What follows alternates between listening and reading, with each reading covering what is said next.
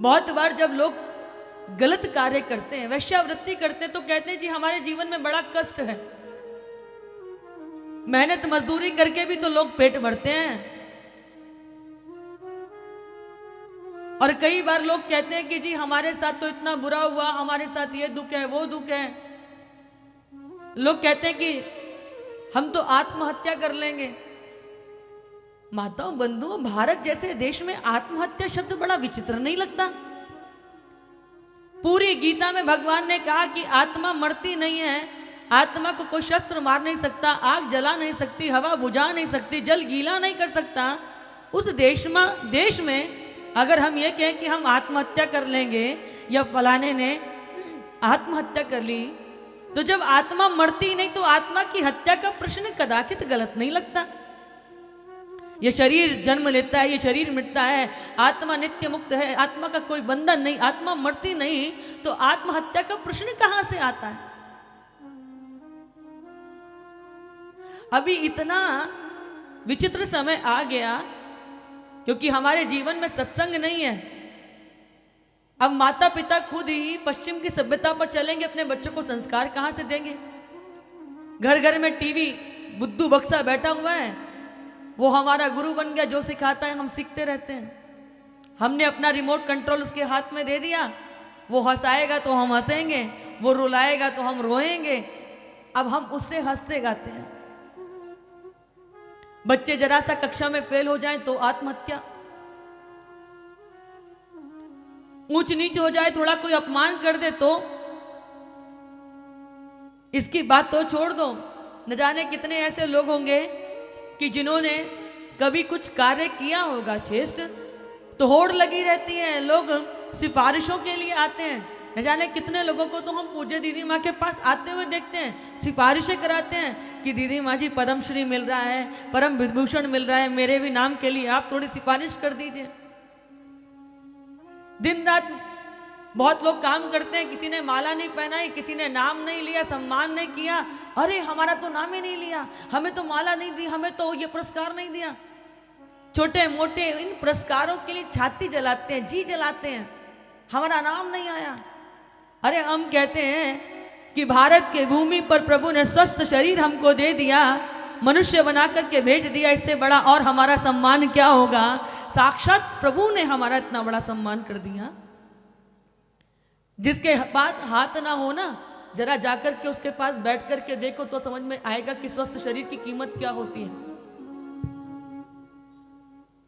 जिनके पास पैर ना हो उनसे जाके पूछो, जिनके पास धन ना हो उनसे जाके पूछो, कम से कम सिर ढकने के लिए छत तो दी है। कितना सारा भोजन हम जब शादी समारोह होते हैं, जन्मदिन होते हैं, लोग बफर सिस्टम लगाते हैं, कितना भोजन व्यर्थ हो जाता है।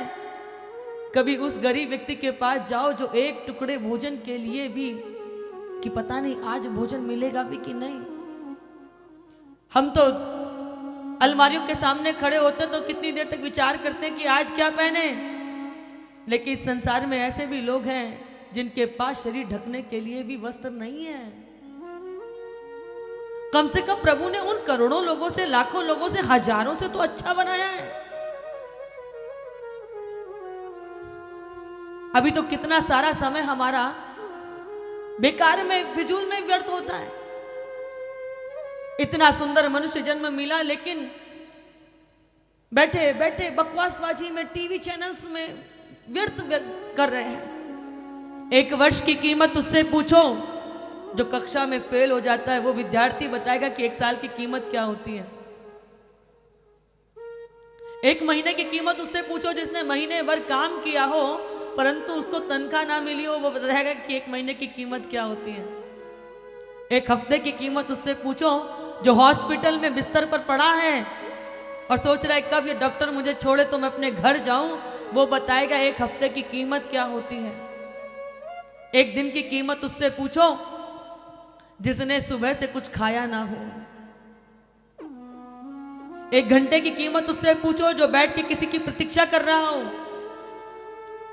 एक मिनट की कीमत उससे पूछो जिसकी ट्रेन स्टेशन से छूट गई हो, बताएगा कि एक मिनट की कीमत क्या होती है। और एक सेकंड की कीमत उससे पूछो जो मृत्यु से बाल बाल बच गया हो वो बताएगा कि एक क्षण की कीमत क्या होती है। तब समझ में आएगा कि जीवन कितना कीमती है। इतना कीमती मनुष्य जन्म पाकर के भी व्यर्थ कहां लगे पड़े हैं। कोई हमें देख ले, कोई हमें पहचान ले, कोई हमें जान ले, कोई हमारी जय जयकार कर दे, कोई हमारी प्रशंसा कर दे। क्या इसी के लिए मनुष्य जन्म मिला था?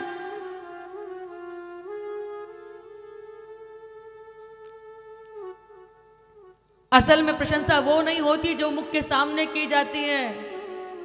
प्रशंसा तो वो होती है हम हो ना हो फिर भी कोई हमारे अच्छे कर्मों की, अच्छे हमारे विचारों की पीछे भी बैठ करके प्रशंसा करे।